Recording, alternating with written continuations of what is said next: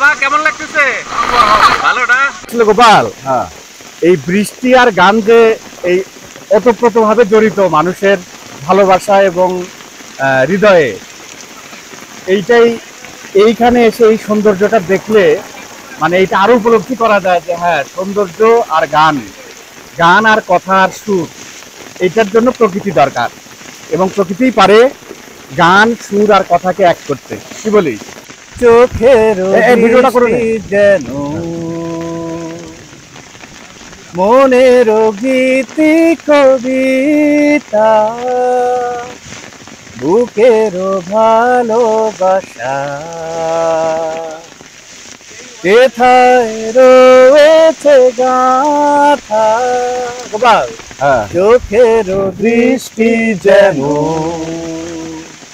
মনের গীতি কবিতা, বুকের ভালোবাসা কোথায় রয়েছে গাথা। তুমি কি সেই কবিতা পড়েছো? স্বপ্নের দ্বার খুলেছো? ও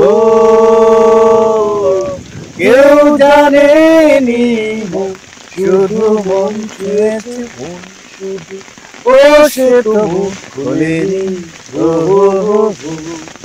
সুর শুধু সুর তুলেছে, ও আশা তো দেয়নি, শুধু মন ছুঁয়েছে। দর্শক বন্ধুরা, অবিশ্বাস্য, নয়নাভিরাম, সুন্দর। আসলে এটা বাংলা ভাষায় প্রকাশ করার মতো সৌন্দর্য আমার ভাষার ভান্ডারে নেই। সকল দেশের সেজে আমার জন্মভূমি, মানে গোপাল, আমি এতদিন ভাবতাম কি এই যে আমাদের দেশে এত সুন্দর সুন্দর গান, মানে সুন্দরের বর্ণনা, আবার প্রেমিকার না, দেশের সুন্দরের বর্ণনা, আমি ভাবতাম এত সুন্দর সুন্দর কথা আসলে কবি ছাড়া এটা সম্ভব না। তারা তো কবি, তারা তো লিখতেই পারে। কিন্তু আমার এখানে এসে মনে হচ্ছে যে আসলে তা না, কবি বোধ থাকতে হবে, সৌন্দর্যও থাকতে হবে।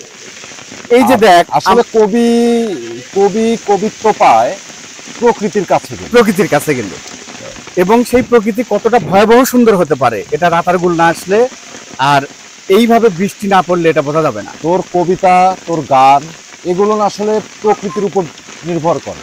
তুই প্রকৃতির কাছে না গেলে এই ভাষাগুলো তোর আসবে, এই কবি ভাবটা তোর আসবে না। তুই চিন্তা কর গোপাল, এই যে এখন আমরা যেভাবে যাচ্ছি, এই যে মাঝখান দিয়ে নৌকা যাচ্ছে, পাশে এই যে গাছ ডাল এসে মাথার সঙ্গে লাগতেছে, বৃষ্টির ফোঁটা, সবুজ পাতা, মানে এইরকম পৃথিবীতে কয়টা জায়গা আছে এরকম? আমার তো মনে হয় না এরকম সৌন্দর্য, এরকম অবারিত সুন্দর, মানে প্রতিটা কোনায় কোনায় একটা জায়গায় তুই সব পাচ্ছিস, একটা জায়গায় সব, এবং তুই যা চাচ্ছিস তুই তাই পাচ্ছিস। এবং আজকে দেখ পর্যটকও কম, কারণ এই ওয়েদারে পর্যটক এখানে আসাটাই আসলে খুব কঠিন ব্যাপার। এই ওয়েদারে এই জায়গায় একটা গান তো হতেই পারে, দেশের গান। অবশ্যই অবশ্যই। ঘন ধান্য পুষ্পে ভরা আমাদের বসুন্ধরা, তাহার মাঝে আছে দেশে সকল দেশের সেরা। বসে স্বপ্ন দিয়ে তৈরি সেজে, স্মৃতি দিয়ে ঘেরা, এমন দেশটি কোথাও খুঁজে পাবে না তো তুমি।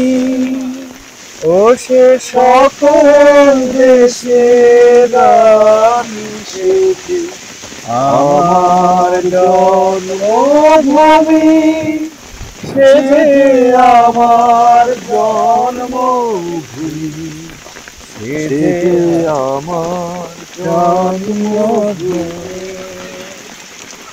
অসাধারণ, অসাধারণ। সিলেটের প্রকৃতিও আলাদা, সিলেটের সবকিছু আলাদা, সিলেটের খাবারও একটু আলাদা। আচ্ছা মাঝি ভাই, এই পাশে যে গাছগুলো এগুলো কি কি গাছ, মানে নাম কি 2-4টা জানেন?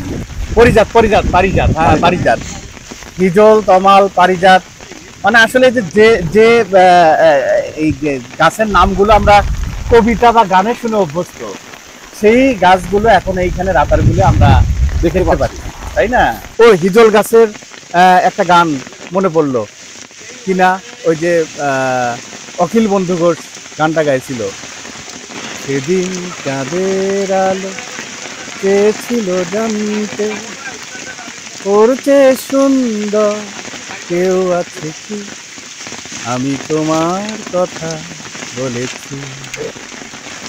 এটা আমি আজ ঘুরে ঘুরে দেখলাম, আমরা 3 জন এসেছি আমার বন্ধু সহ, আপনারাও দেখলেন। শুধু একটা কথাই বলবো, ভিডিওটা কেমন লাগলো কমেন্ট করে জানাবেন।